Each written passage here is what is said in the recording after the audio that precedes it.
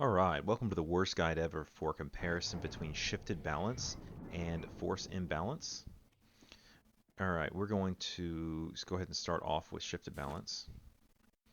And I'm just going to do the TTK rotation, time to kill.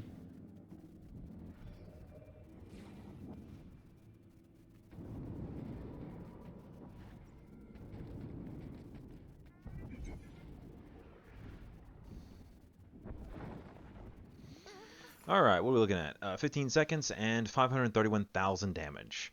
So that's a nice big number. That person's probably dead. Big and juicy. And while we're analyzing we'll analyze and let these things cool down. Alright, let's look at the tree.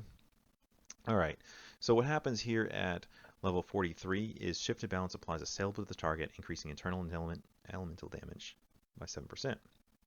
That means the Sever Force and Weaken Mind will both do 7% more damage under the effects of shifted balance. So that is a great thing. However, the Vanquish will not benefit from that because it is kinetic and not internal elemental. So it is kinetic and it's not affected. All right, so let's look at another item is the shifted balance. So what you're looking at is, let's do shifted balance.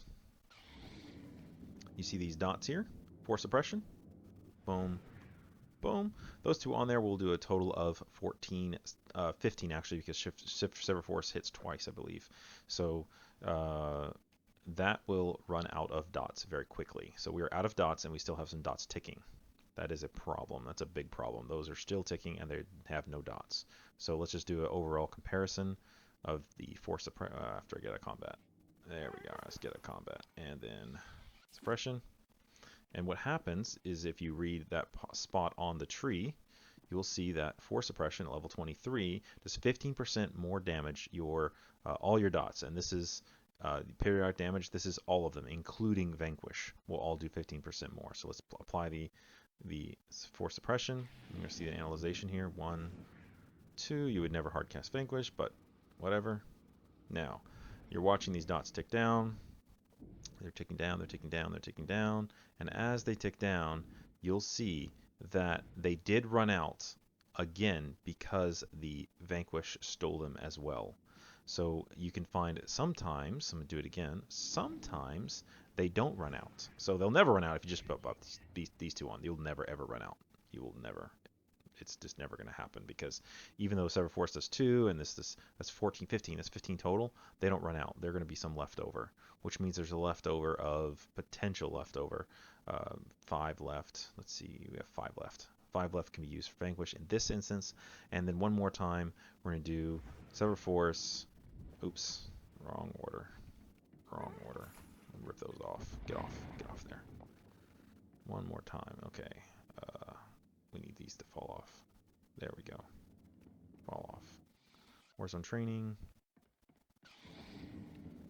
1, 2. Hardcast Vanquish, which you would never do.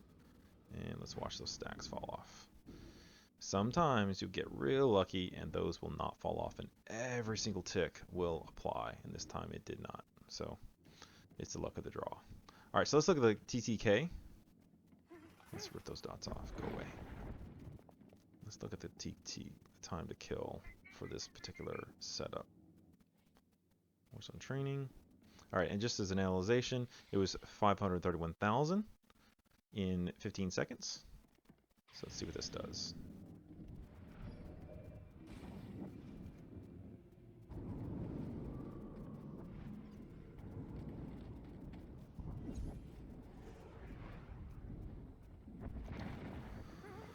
Alright, let's jump down here. It was 500,000. So you're missing out on, in this instance, you're missing out on 30,000, let's just say 30,000 even damage that you could have done to the target by using that assailable, because the assailable does that much more damage.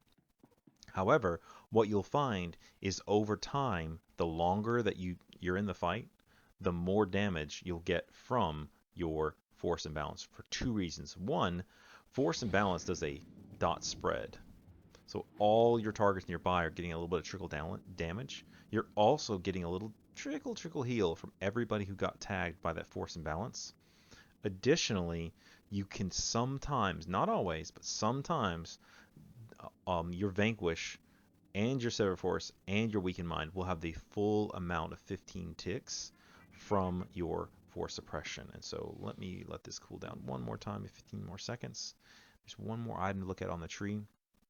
I like to use this one because it takes 2 stacks of Force Suppression and just does a little bit more damage. So that does take into account those Force Suppression, but you would actually need the Force Suppression on the target first for that to apply. So got to keep that in mind for that initial hit. It's not necessarily in the time to kill, but it's later on. You would already have Force Suppression on the target. You would tag it again for that additional burst of opening damage. All right, and it should be ready. Let's do one more. Warzone training.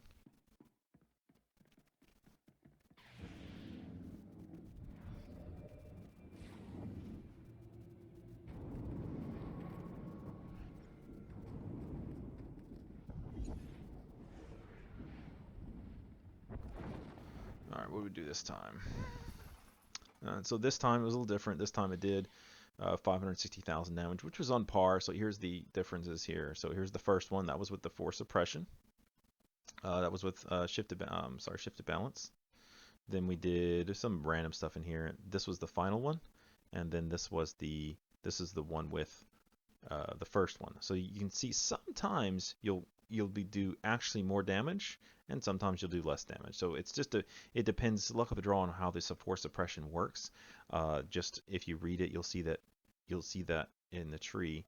You'll see that there's a 50% chance Force Suppression will not be consumed. That means you have a chance for. I mean, it's possible. It doesn't happen very often, but it's possible for those force suppressions to not even be used up at all. You could sit there and have leftover force suppressions from any of your ticks.